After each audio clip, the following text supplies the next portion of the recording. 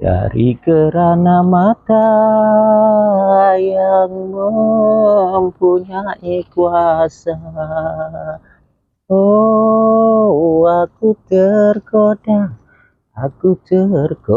terkecewa. Okey. Hari ini saya nak kongsikan kepada anda bagaimana cara untuk menanam pokok nanas menggunakan jambul ni. Nanas ni ada dua kaedah yang boleh anda buat untuk anda menanam pokok nanas. Yang pertamanya menggunakan jambul. So jambul nanas ni kalau anda beli kat pasar ke apa ke, jangan buang. So anda boleh balik, anda boleh tanam. Yang keduanya anda boleh menggunakan sulur. Sulur terdiri daripada yang ini, sulur angin. Sulur angin ni dia kat batang ini. Ni kat batang nanas ni. Manakala satu lagi sulur pangkal. So pangkal dia kat bawah ni. Dia kat pangkal, bahagian pangkal. Dia biasanya sulur pangkal ni dia akan lebih besar lah. Jadi tak rugi kalau tanam pokok nanas jambul emas ni. Anak dia memang banyak ya. Kalau satu anda tanam, so anda akan mungkin dapat 5, mungkin anda akan dapat 10 dan mungkin anda akan dapat 20. Inilah dia sifat nanas jambul emas. Hai, Assalamualaikum warahmatullahi wabarakatuh. So hari ini saya nak kongsikan kepada anda bagaimana saya menanam pokok nanas menggunakan jambul. Ini jambul nanas ya, variety MD2. Maknanya jambul nanas MD2 ni memang besar dan dia sesuai juga kita jadikan dia sebagai benih pokok nanas. Jambul nanas MD2 ni memang saiz dia agak besar lah. Jadi kalau anda beli kat kedai ataupun di tepi-tepi jalan tu ataupun di ladang, kalau timbang maknanya memang kau-kau lah dia punya berat dia ni. Okey, ini tak kurang daripada 200 gram. Okey, alright. So cara dia bagaimana untuk kita nak menanam menggunakan jambul nanas ni. So kaedah yang pertama, pastikan ya kita akan buang bahagian yang inilah yang ada nanas ni. So, kita potong sikit.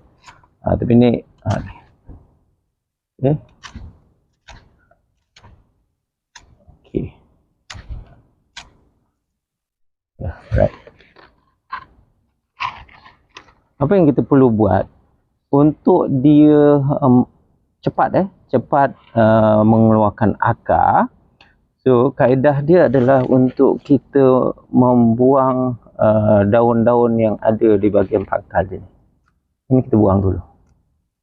Kenapa ya? Sebab di sebalik daun nanas ni kadang-kadang kita jumpa yang dah ada akar. Nampak? Nampak tak? Ni akar dia. Okey, akar. Akar ni lah yang kalau kita tak buang dia punya daun ni, kelopak-kelopak daun ni, dia jadi lambat sebab dia tidak terangsang. So bila kita buat ni, so bahagian akar ni dia akan cepat terangsang lah. So, tu dia. So dia akan keluar. Dia cepat akan keluar akar. Kita akan buang beberapa layer. Nampak tak akar dia ni? Akar.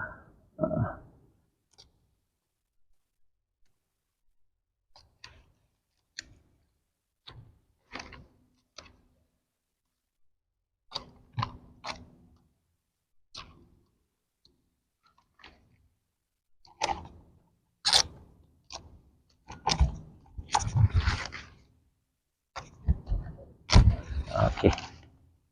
Okey. Kita akan tanam dia.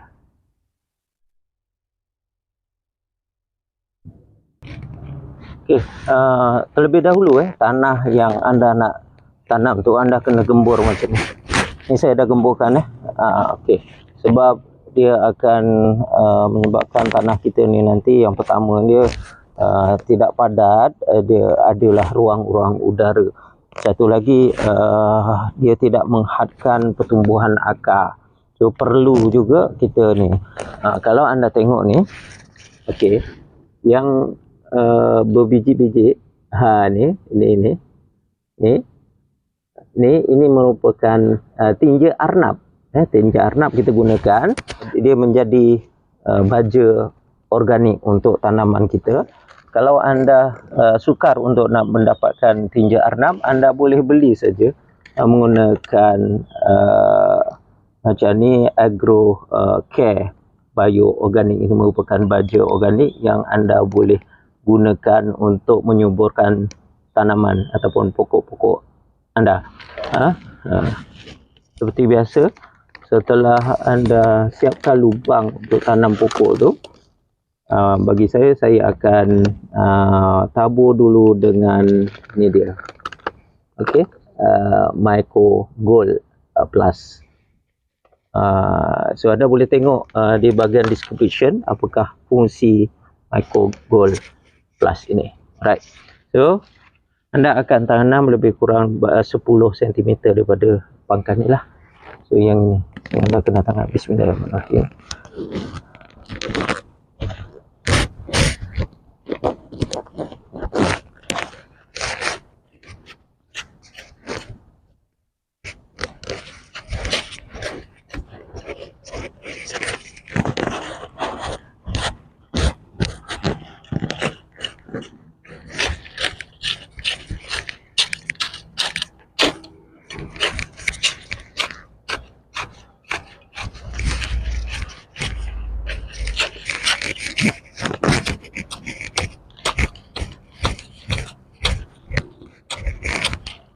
Okay.